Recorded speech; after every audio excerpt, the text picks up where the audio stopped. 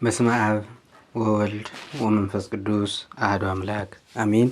ውድ የእግዚአብሔር ቤተሰቦች የእናታችን የቅድስት ድንግል ማርያም የአስራት የቃል ኪዳን የመስቀል ስር ስጦታዎች በወደደንና ባፈቀረን በልዑል እግዚአብሔር ስም እንደምን ዋላችሁ? እንደምን እስከዚህ ሰዓት ቆያችሁ? አሜን። እግዚአብሔር ይመስገን ብለን እንድናመሰግነው የፈቀደልን ልዑለ ባሕርይ እግዚአብሔር ስሙ ዛሬም ዘወትርም ዘላለሙ የተመሰገነ ይሁን። ውድ የንሻገር ቲቪ ተከታታዮች እንግዲህ ከዚህ በፊት ዘፍጥረት ምዕራፍ 1 ጀምረን እስከ መጨረሻው እስከ ምዕራፍ 50 ድረስ በጥያቄና መልስ ውድድር ስትወዳደሩ መቆየታችሁ ይታወሳል። አሁን የአምስተኛው ዙር ጥያቄና መልስ ተወዳደራችሁ ያው ተለቋን ውጤቱ በኦርቶዶክሳዊ የጾታ ትምህርት በሚለው ላይ የተለቀቀ ስለሆነ ኦርቶዶክስ የጾታ ትምህርት የሚለው ቴሌግራም ላይ የተለቀቀ ስለሆነ እዛ ላይ ማየት ትችላላችሁ። ከዚያ ውጭ ያለው ደግሞ እንግዲህ ዛሬ እስከ ምዕራፍ 5 ድረስ ምናልባት ምዕራፍ 5ን ብቻ የተፈተነ ካለ ከምዕራፍ 5 በፊት ያሉት የተዘለለ ወይ ደግሞ ሳይፈተን እንዳጋጣሚ የቀረሰው ካለ ይሄንን ፈተና ተፈትኖ ደግሞ ማሟላት ይችላል ማለት ነው። ስለዚህ ምዕራፍ 5ን ተፈትኖ ነገር ግን ከዚያ በፊት ያሉትን ሁሉ ሳይፈተን የቀረ ካለ ይህንን ፈተና ተፈትኖ ይሄኛው ውጤት ይያዝለታል ማለት ነው። እንግዲህ ይሄ የመጀመሪያ ጊዜ ደግሞ ሽልማት የሚካሄድበት የመጨረሻ የውድድር እንትናችን ነው። ወደፊት ያሉትን ደግሞ መቼ ምን ያህል ጊዜ ውስጥ እንጨርስ ከዛ በኋላ መቼ ደግሞ ሽልማቱ የሚሆን የሚለውን ዘጸአትን ጀምረን ደግሞ ከዚያ በኋላ ያሉ መጻሕፍትን ወደፊት እንነጋገራለን። ለዛሬው ግን ይህ የመጨረሻና የማጠቃለያ ፈተና ነው። 6ኛ ዙር የዘጸአት ከዘፍጥረት ምዕራፍ 1 እስከ ምዕራፍ 35 ድረስ ያለውን ክፍል ያካተተ ጥያቄና መልስ ነው። 50 ጥያቄዎች ናቸው ያሉት። አንዱ ጥያቄ የሚይዘው በጠቅላላው 2 ነጥብ ነው። አንድ ጥያቄ የሚይዘው አንድ ነጥብ አጣ ማለት ከ100 ስለሆነ አንድ ነጥብ አጣ ማለት 2 ጥያቄን አጣ ማለት 2 ነጥብ፣ አንድ ጥያቄን ካጣ 2 ነጥብ ያጣል ማለት ነው። ስለዚህ ይሄን አውቃችሁ እንድትሰሩ ነው። ሰርታችሁ የምትልኩት ደግሞ በዚህ ዩቲዩብ ላይ ቀደም ብዬ ላኳችሁ አሉ። አንደኛ ኢሜይላችሁን ማታውቁ ኢሜይል እያላችሁ ኢሜይላችሁን ማታውቁ እንዴት አድርጋችሁ ኢሜይላችሁን ማግኘት እንደምትችሉ የለቀቁት አለ። ከዚያ በተጨማሪ ደግሞ እንዴት አድርጋችሁ ደግሞ ሰርታችሁ እንደምትልኩት የተለቀቀ አለ። በዛ መሰረት አይታችሁ እንትን ትላላችሁ።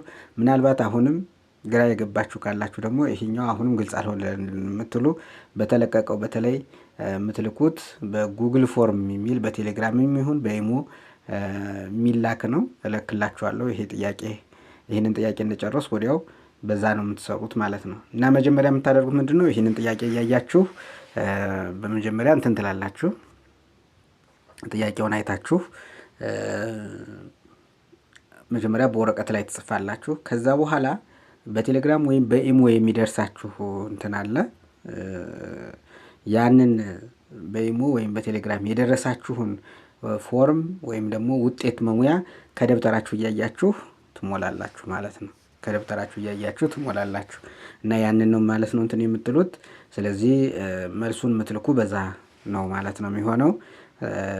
ስለዚህ እሱንም ደግሞ ቅድም እንዴት እንደሚሰራ በምን አይነት መንገድ እንደምትልኩ እዛ ላይ እንትን ያልኩት ስላለ ያን እንትን ትላላችሁ። ሌላው አዲስ ቴሌግራም የመጽሐፍ ቅዱስ ጥያቄና መልስ ተወዳዳሪዎች ገጽ የሚል አዲስ ቴሌግራም ስለተከፈተ ሁላችሁም ወደዚያ ቴሌግራም እንድትገቡና ይህንን ከሰራችሁ በኋላ እዚያ ቴሌግራም ላይ የሚለቀቁ መረጃዎች ጥያቄውንና አንዳንድ ማብራሪያዎችን የተመለከተ ስለሆነ እዛ ላይ የሚለቀቀው ሌላ ነገር አይለቀቅም።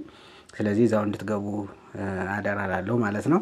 ምናልባት ግልጽ ያልሆነ ካለ እንትን ያለም ካለ በዛው እንድትጠይቁ ውጤታችሁንም እንድታውቁ ሁላችሁም ከሰራችሁ በኋላ ለምሳሌ አሁን ችግር የሆነ ምንድነው አንድ 4 ማህበራት ታውቁታላችሁ ውጤታችሁን። ከ4ቱ ማህበራት ውጭ ያሉት ግን ሊያውቁ አልቻሉም።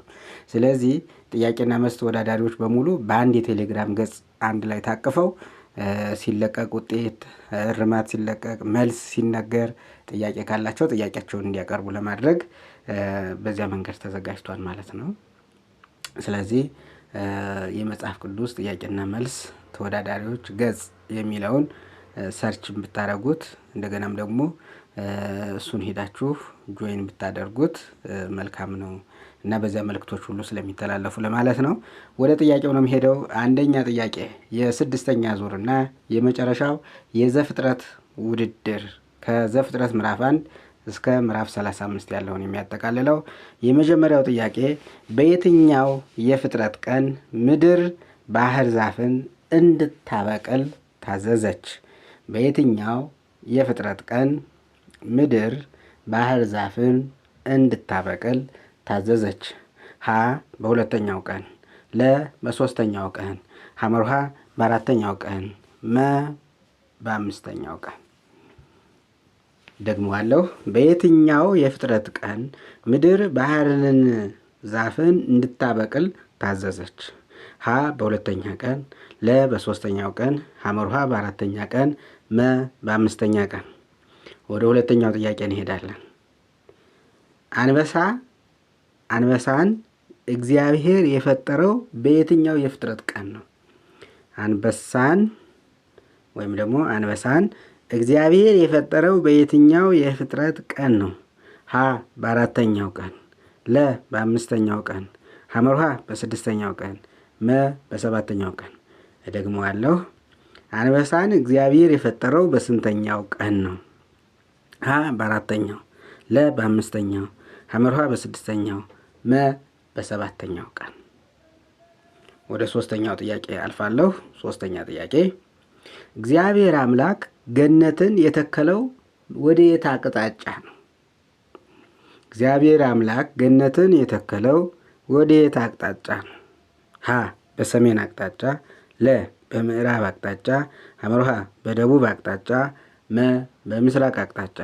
ደግሞአለሁ። እግዚአብሔር አምላክ ገነትን የተከለው ወደ የት አቅጣጫ ነው? ሀ በሰሜን አቅጣጫ፣ ለ በምዕራብ አቅጣጫ፣ ሐመርሃ በደቡብ አቅጣጫ፣ መ በምስራቅ አቅጣጫ። አራተኛ ጥያቄ ከኤደን የሚወጣው ወንዝ ስንት ክፍሎች ነበሩት? ከኤደን የሚወጣው ወንዝ ስንት ክፍሎች ነበሩት? አራተኛ ጥያቄ ነው።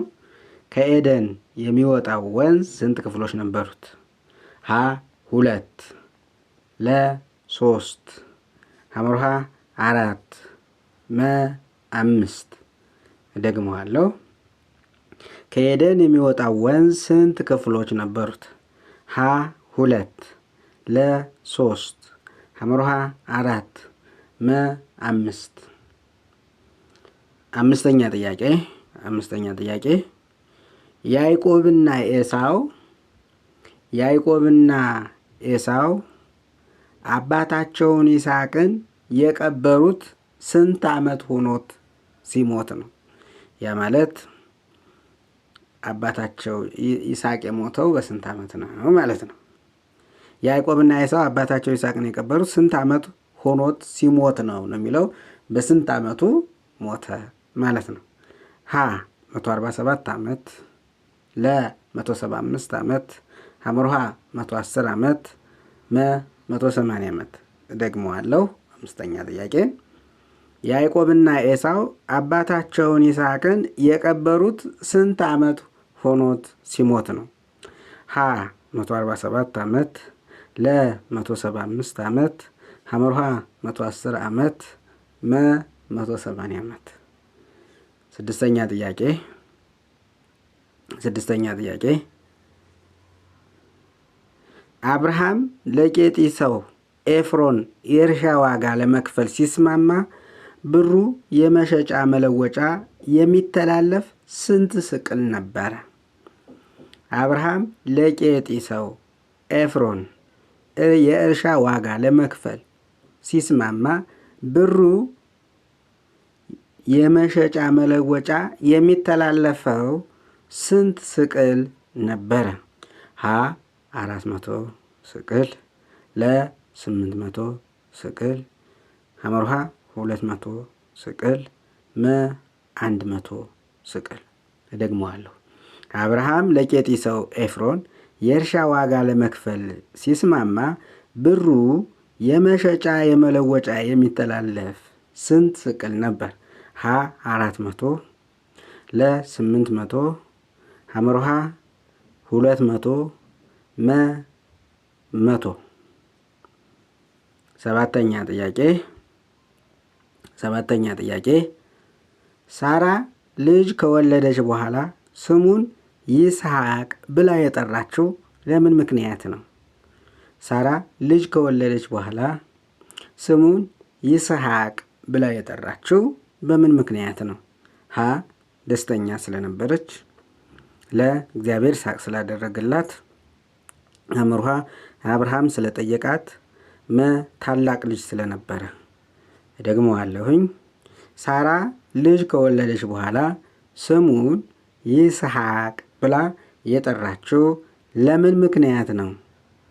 ሀ ደስተኛ ስለነበረች፣ ለ እግዚአብሔር ይስሐቅ ስላደረገላት፣ ሐመርሃ አብርሃም ስለጠየቃት፣ መ ታላቅ ልጅ ስለነበረ። ስምንተኛ ጥያቄ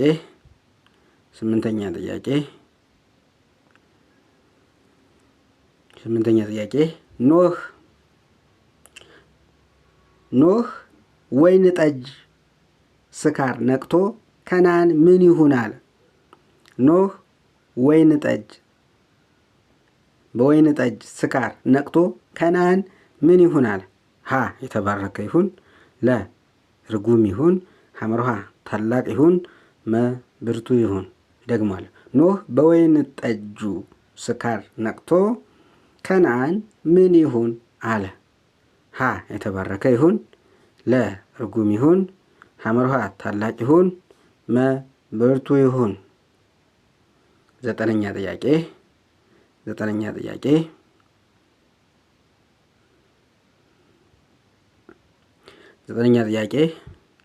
የሴም ልጆች ከተዘረዘሩት ውስጥ የትኛው አይደለም? የሴም ልጆች ከተዘረዘሩት ውስጥ የትኛው አይደለም? ሀ ኤላም፣ ለ አሶር፣ ሐመርሃ ሉድ፣ መ ያፌት። ደግሞአለሁ። የሴም ልጆች ከተዘረዘሩት ውስጥ የትኛው አይደለም? ሀ ኤላም፣ ለ አሶር፣ ሐመርሃ ሉድ፣ መ ያፌት። አሁን የዚህ ክፍል የመጨረሻ ጥያቄ ክፍል 2 ጥያቄ የሚቀጥል ስለሆነ ከ10ኛ ጥያቄ በኋላ ያለው ቀሪ 20 ጥያቄዎች ደግሞ በሁለት ክፍል የሚቀርቡ ይሆናል ማለት ነው። አሁን 10ኛው የመጨረሻው የዚህ ክፍል ጥያቄ ይሆናል ማለት ነው። እግዚአብሔር መንፈሴን በሰው ላይ ለዘላለም አይኖርም፣ ዘመኖቹም ስንት ዓመት ይሆናሉ አለ። እግዚአብሔር መንፈሴ በሰው ላይ ለዘላለም አይኖርም፣ ዘመኖቹም ስንት ዓመት ይሆናሉ አለ። ሀ 70 ዓመት፣ ለ 100 ዓመት፣ ሐመርሃ 120 ዓመት፣ መ 400 ዓመት። ደግሞአለሁ። እግዚአብሔር መንፈሴ በሰው ላይ ለዘላለም አይኖርም፣ ዘመኖቹም ስንት ዓመት ይሆናሉ አለ። ሀ 70 ዓመት፣ ለ 100 ዓመት፣ ሐመርሃ 120 ዓመት፣ መ 400 ዓመት።